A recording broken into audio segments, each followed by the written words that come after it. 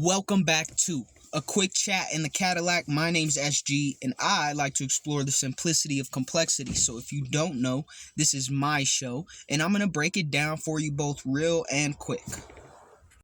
Today I'm going to be educating y'all on the reason that a lot of people succeed, and this might be a little controversial, so we're going for a ride. Today I'm going to be talking to y'all about how to properly set up your backup plan. Okay, a lot of people don't understand the proper way to use a backup plan because, quite frankly, the idea of a backup plan in and of itself can be dangerous to your success. But hear me out when I say this.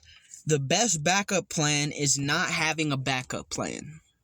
All right, I'm going to repeat it one more time. The best backup plan you can have is one that does not exist. Now, there are a couple ways that I like to think about this, so before you go, that's dumb, Sayer, what if you fail?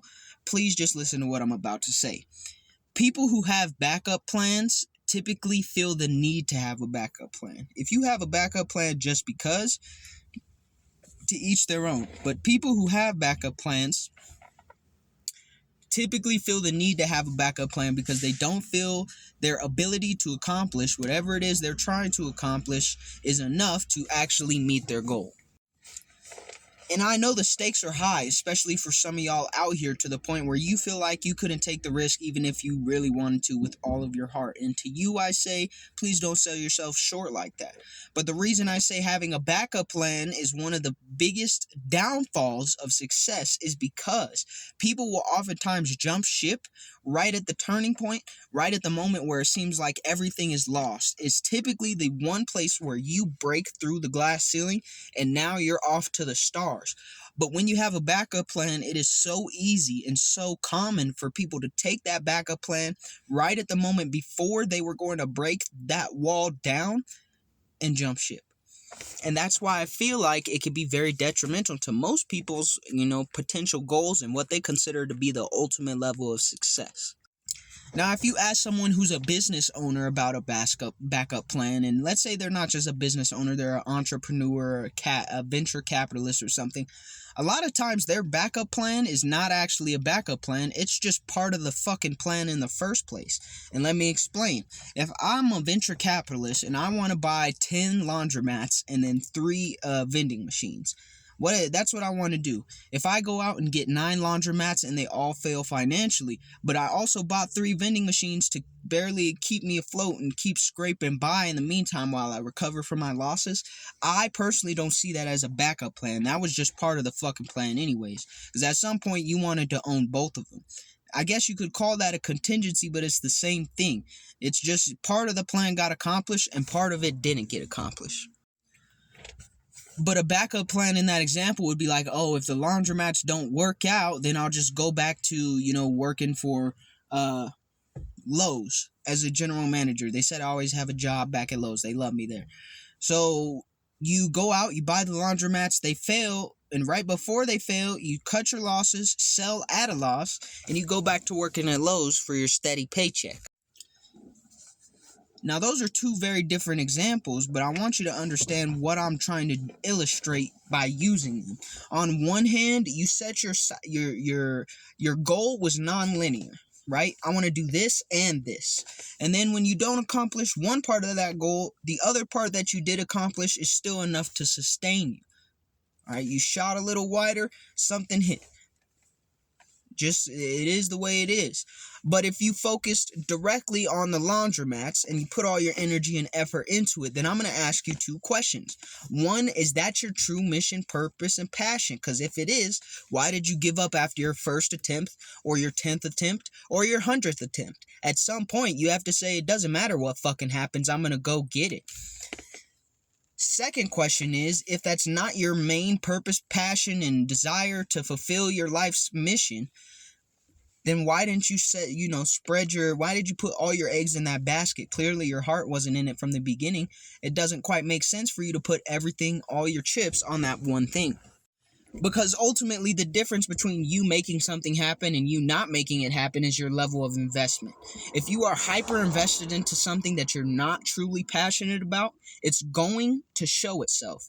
Do you see what I'm saying? At some point, if your investment, your stake in whatever it is you're invested in is more than you can reasonably provide or equal in passion, then that result is going to come through one way or another as it's going to be a, what's the word?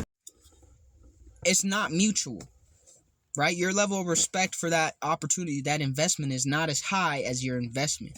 And therefore, you're not going to work as hard. It's going to translate, so on and so forth. On the flip side, if that's what you really want, that's everything you desire, there's nothing that would stop you from getting there. At no point would you be a failure because the mission ain't over yet. So now I hope you're starting to understand what I mean when I say having a backup plan is detrimental to your success. Okay, it's not about having a backup plan. It's about being able to execute more than one thing.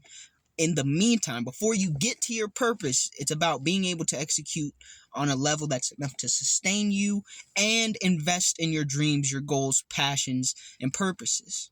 It's not as simple as just black and white. Like, oh, if I reach for the stars, I'm going to go to the stars.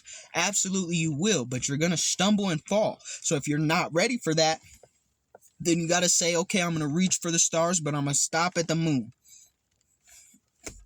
Just to touch the moon, and then I'm going right back to the stars. That way you have tangible results that can support you on your way to reaching the stars. You got to get to the moon to get to the stars first anyways. So even if you're shooting at a straight shot, maybe you should shoot your straight shot through the middle of the moon. I don't know. I might be losing my center point here, so let me get back to that. So never ever set a backup plan as a just in case I don't make it, because in your mind, there should be no option that says just in case I don't make it. Your backup plan should be something along the lines of this. I'm going to make it, and on the way, I will use this to help me. I'm going to make it, and on the way, if I run into trouble, I have this to lean on, but it's not going to be a replacement. There is no replacement for your purpose, mission, and journey. And the reason I want you to think like that is because people are oftentimes not strong-willed enough to put everything towards that same thing, fail, get back up, and say, okay, even though I have a backup plan, I'm going to continue down this road.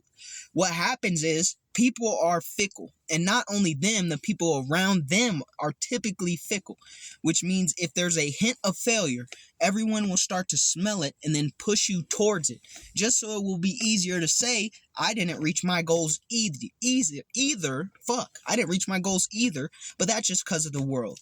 Fuck the world, let me tell you. If you have a goal, you have to reach it. Your backup plan should not involve any form of you quitting that goal or you not continuing to pursue that goal. Your backup plan should only involve things that you can fall back onto to maintain whatever level you're at once you get there, so that you can take right back off to your original purpose. Even then, some people get so comfortable and stagnant that they stop.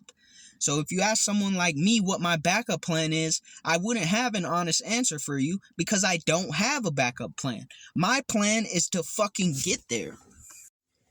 In my eyes, God, the source, they're gonna provide a plan for me. They're gonna provide the resources along the way. I'll take advantage of whatever I can to get there. To an extent, let's not go crazy with that. But you see what I'm trying to say. The backup plan is created as a fail-safe for you not getting there. And in my mind, there is no reason for me to not get there besides me not getting there by choice. So if you ask me, having a backup plan is an easy way to give yourself some cushion that you don't need. All right, keep your ducks in a row. Do the best that you can. But if you're shooting for something crazy, it's going to require something crazy. That's the truth. It's not going to be easy. It's not going to be sequins and bedazzles all the way down the road. There's going to be some fucking brick, some uneven stones, potholes, and shit. Might even be some booby traps. But you got to get through if that's really what you want to do. Otherwise, having a backup plan going down the road that's already been traveled a million times, It's only going to get you to the exact same place everyone else who went down that road is, and that's a place of perpetual unfulfillment, dissatisfaction, and feeling like you wasted your potential. Peace.